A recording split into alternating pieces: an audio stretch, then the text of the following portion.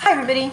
Okay, so we have now talked about the ATP and ADP cycle and that we're always charging up our ATPs so that the energy can come out of the high energy bond to do life activities, and that the energy to stick the P back on there comes from breaking down all the bonds in glucose. That chemical energy is used to make the ATP from an ADP and a P.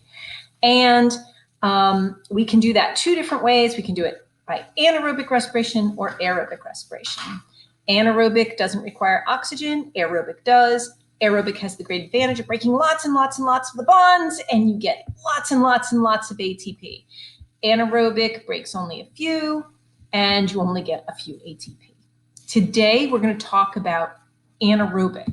Okay, so we're going to focus on anaerobic respiration and what that is. It's also called fermentation. And I bet you've heard of fermentation, right? Fermentation is how you make beer and wine and alcohol in general. It's also the same reaction that's used to make yogurt and cheese and all sorts of things. So we're going to talk about that reaction now. Now, obviously, this is respiration. This is breaking sugar to get energy. So that means it's happening in organisms. And there are certain organisms, right, that do this, like yeast and bacteria. Also, all organisms can do this under certain circumstances. Okay, so you're always going to start with the thing you're breaking down, which is what? Glucose, right? So you're going to start with glucose. That's what you're going to break down. And you're going to break that down, not so much, just a little bit, because this is anaerobic, and anaerobic doesn't break down a lot of bonds. And you're going to break it into a couple of different molecules, and you're going to get alcohol. That's the stuff in wine and beer, and carbon dioxide. Do yeast and bacteria break down sugar because they want to make alcohol? No. What are they trying to make? They're trying to make ATP. Ethyl alcohol and carbon dioxide are wastes. This is essentially like pee. This is like they need to get rid of this stuff. It's toxic. It's a waste. It's the stuff they excrete. Think about that. We give yeast or bacteria food that has sugar in it once it digests it down, and they break down that food and that sugar to get energy by respiration, and they make a waste so they can get ATP, and we steal their waste, separate it, bottle it, and people buy it. It's pretty gross, really, when you think about it. That's alcoholic fermentation. That's how we make beer. We give yeast or bacteria some kind of food, grapes in the case of wine, hops and barley types of grains, cereals, to yeast to make beer, and they make alcohol. The carbon dioxide bubbles out. They get their ATP so they can live. The alcohol we separate out, bottle it, and sell it for money. Not all organisms that do anaerobic respiration break down their sugar to get alcohol, though.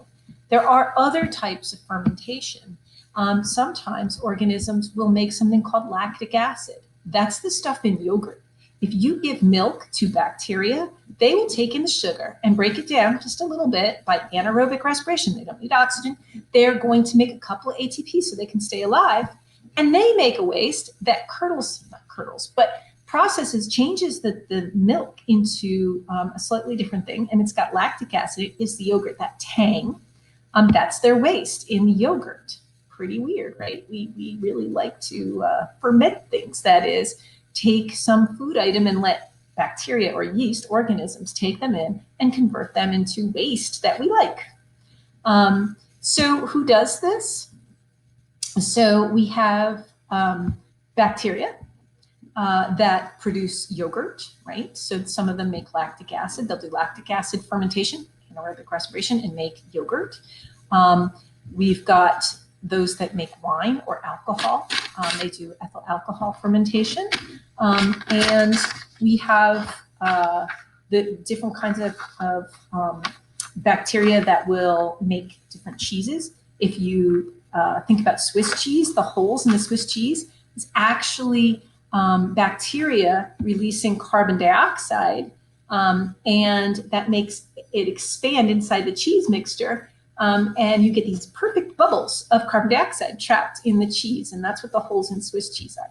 They don't actually do this. They do a slightly different reaction and they get something called propionic acid, but it's the same idea. They have sugar.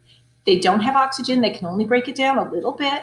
So they get this acid that gives Swiss cheese its Swiss cheese taste, and the carbon dioxide is trapped and makes the bubbles. So we have lots of different organisms or lots of different products made by anaerobic respiration by different kinds of bacteria. Here's an example of the bacteria that makes yogurt.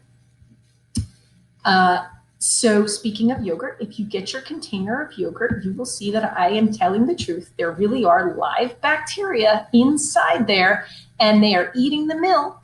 They're getting the sugar from the milk, and they are breaking it down by anaerobic respiration, and they are producing lactic acid so that they can get their ATPs. Contains active yogurt cultures. What does that mean? Active means they're alive, living in there. And culture means they're talking about bacteria that are living in there. And one of them, bacteria, the species is called L. acidophilus. And that is a species that eats the sugar and breaks it down to get the lactic acid. Yeast. Yeast is another one. You go into the grocery store, you see those packets of yeast for baking. They're actually organisms in there. They're not dead. They're alive. They're living organisms. They are basically hibernating. They're dormant because they're dry. They're able to make these spores around them, and they just stay in shape until they encounter water and food, and then they break down, start growing. And you can see them on the microscope. This is what they look like. If you give them food, they will do alcoholic fermentation. They will make alcohol. That's how you make beer. And if you give these guys barley and hops, you get beer. Barley and hops are just grains like wheat or rice. So it's food, and they will break it down and they will get alcohol out of it. But when you go to make bread, you're not interested in making alcohol. What you do is you give them dough, and they eat the flour in the dough and break that down into sugar. And they take the sugar and they do alcoholic fermentation. So in the bread dough, you've got yeast alive. They were in this packet, you mix them with the dough, they're alive, they're eating the flour, they're breaking it down to sugar, they're doing respiration with the sugar, they're making alcohol, and that's in the bread dough, and they're also making carbon dioxide. The bread dough is stretchy, it's elastic if you make it right. And as the yeast eat the flour and ferment, do respiration with the sugar that comes out of the flour, they release carbon dioxide. That's one of the products. The carbon dioxide is trapped in that stretchy dough and makes it expand. And that's how you make bread dough rise. You put a living organism inside of it, and it essentially exhales into the dough and makes it stretch out. Now, what about the alcohol? Well, when you let the dough rise, what you're doing is you're letting the yeast eat the flour and release carbon dioxide and alcohol. The alcohol is in the dough, the carbon dioxide is in the dough. Then you put that whole thing in the oven. What happens to the yeast when you put it in the oven at 350 degrees? Yeast die, right? They're killed by the heat. Do they continue to do respiration? No. So they stop doing this. The bread stops rising. Other thing that's going to happen is all the alcohol that was in the bread dough is now going to evaporate. And it's no longer in the bread. That's why bread doesn't make you drunk. But it evaporates and you can smell it. It's all around the room. That's the alcohol burning off from the bread with some other chemicals that give it that wonderful bread baking smell. Animals do this. Now, we said animals are aerobic, not anaerobic, right? And that's true. Animals, including humans, we do aerobic respiration. We use oxygen. We break it down completely. We get lots of energy. Unless we can't get enough oxygen to our cells. If a cell cannot get enough oxygen, we start to do this. We start to do lactic acid fermentation. We break sugar down to get lactic acid, to get ATP. It's a desperate last-ditch attempt for our cells to stay alive in the hopes that we start getting oxygen to them. If we do this too long, the cell dies. But it's enough to tide us over for a little bit. Now, which one do we do? Do we do alcohol fermentation or do we do lactic acid fermentation? Well, we do lactic acid fermentation. If we did alcohol fermentation, anytime that we weren't able to get enough oxygen to our cells, we'd get drunk. Doesn't happen. What happens instead is that we break down the sugar to lactic acid. Lactic acid, it's uncomfortable. It makes your muscles burn. And so you get this burning feeling that we call muscle fatigue. Now, when would this happen? Well, imagine that you're exercising really hard.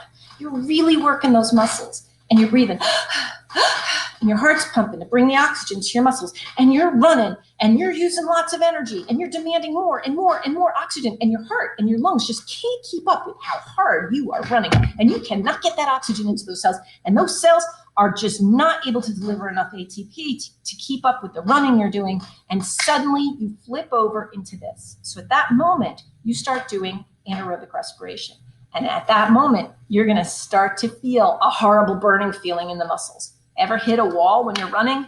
That's the lactic acid. You have stopped delivering enough oxygen to keep up with your energy demands, and you have flipped over into anaerobic respiration, and you're making lactic acid, and it gives you that burning feeling that we call muscle fatigue. So anaerobic respiration can be all sorts of things. It can be different bacteria and yeast making all sorts of products, or it can be animals, including humans, when there isn't enough oxygen around. And that's anaerobic respiration.